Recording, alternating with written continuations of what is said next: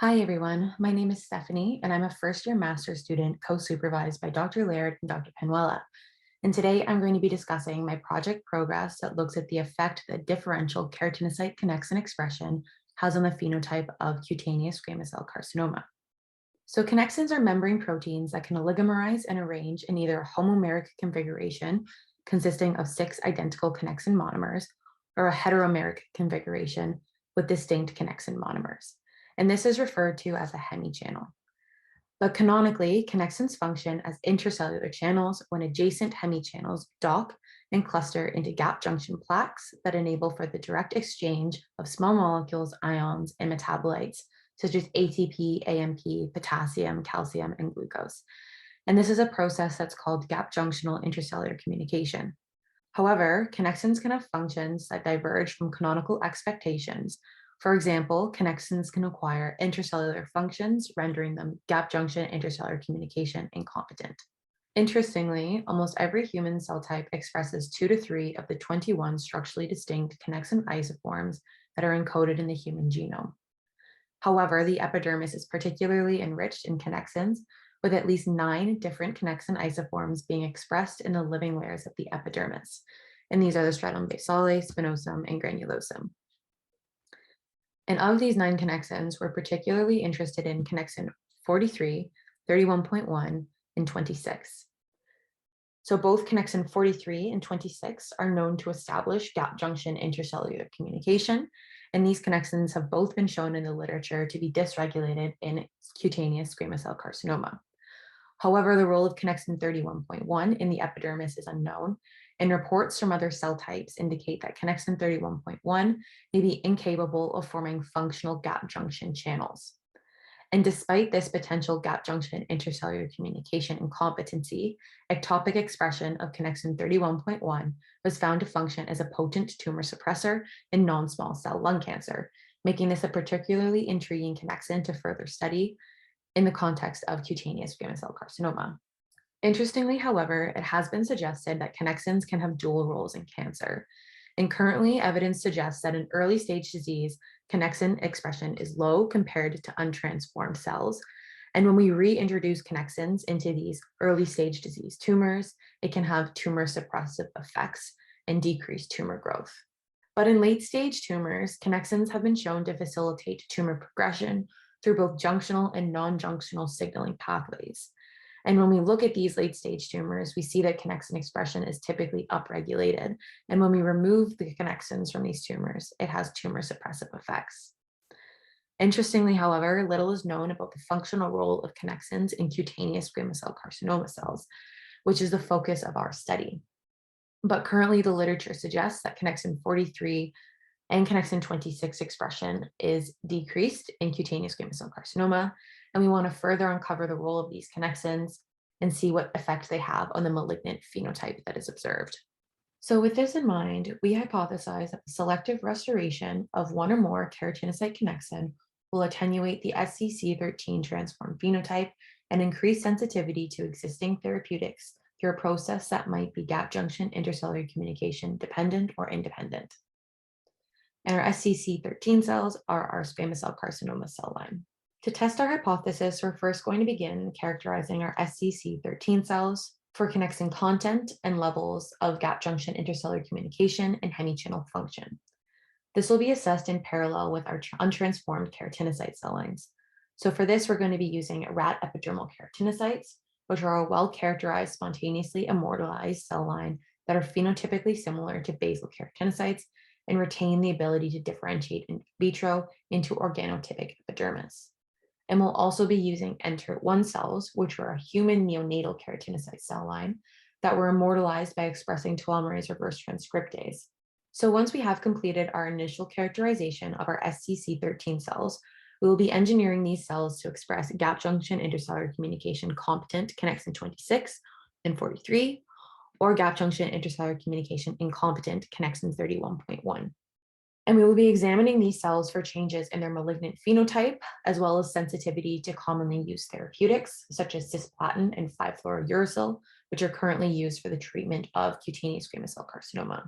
I initially began characterizing our squamous cell carcinoma cells to understand their baseline connexin expression status. So I began this by initially quantifying the Connexin transcript profile relative to our human keratinocyte cell lines with RT-qPCR. And this analysis revealed that Connexin 26, 30, 31, 31.1, and Connexin 43, but not Connexin 30.3, are expressed at low levels compared to our entered human keratinocytes. And we also found that the mRNA for Connexin 32, 37, 40, and 45 was not detected above background. And having low Connexin expression in our SCC13 cells is reminiscent of what's observed in early stage disease, suggesting that reestablishing Connexin expression might have merit in attenuating the transformed phenotype that we see in our SCC13 cells. Since we uncovered that our SCC13 cells often have less Connexin transcript expression than normal keratinocytes, we wanted to next understand how this influenced gap junction intercellular communication in our SCC13 cells. So to test this, we used a Lucifer yellow dye transfer assay. And here we add Lucifer yellow, a gap junction permeable dye, and dextran rhodamine B, a gap junction impermeable dye, to our cell model layer. And then we measure exclusively Lucifer yellow dye transfer to evaluate gap junction intercellular communication. And here, when we look at our wild-type control keratinocyte, we can see that the Lucifer yellow dye transfers deep into the cell model layer, which we see here with the yellow fluorescence. And when we compare this to a rat epidermal keratinocyte cell line that lacks endogenous Connexin 43, we can see that these cells have reduced dye transfer when compared to the wild-type cell line. And in contrast, when we compare this to our SCC13 cells, we can see that our SCC13 cells visibly have low amounts of dye transfer, indicating that they are gap junction intercellular communication deficient. And we see this quantification here on the side, showing that our SCC13 cells have lower dye transfer. Next, we wanted to assess whether Connexin 43 and Connexin 26, two of our connexins of interest, are endogenously expressed in our SCC13 cells. So here we were asking how much of these connexins are being translated and whether they localize to form gap junctions. And based on this assessment, we found that Connexin 43 is minimally expressed, which we can see here in our immunoblot and quantification below. And we can also see that it's minimally expressed in our immunofluorescence images as well. And we can see that Connexin 43 is intracellularly localized to sites that represent the Golgi apparatus, which we see here with our arrows. And when we compare this to Connexin 26, we can see that in our immunoblot, Connexin 26 is not present, which again is representative here in our quantification below. And we also see that it is not present in our immunofluorescence images. However, having low Connexin 26 and 43 expression in our SCC13 cells provides further evidence for assessing whether selective restoration of one or more keratinocyte connexin can attenuate the SCC13 transformed phenotype. And we're currently in the initial stages of generating a Connexin 31.1 antibody, as commercial sources are not currently available.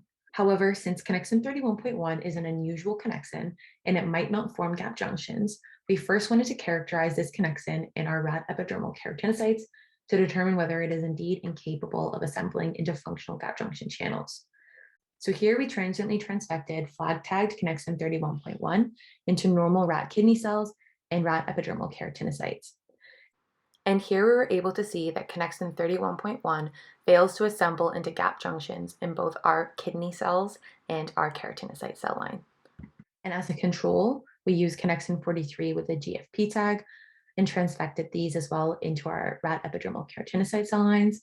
And we're able to see that this connexin readily assembles into gap junction plaques, which is indicated with our arrows here. And this experiment just serves to validate that our Connexin 31.1 is indeed failing to form gap junctions in one of our control keratinocyte cell lines.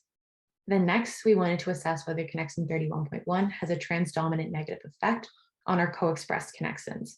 So here we transiently transfected rat epidermal keratinocytes that lack Connexin 43 with Connexin 31.1 and either Connexin 26, 30.3, 31, or 43.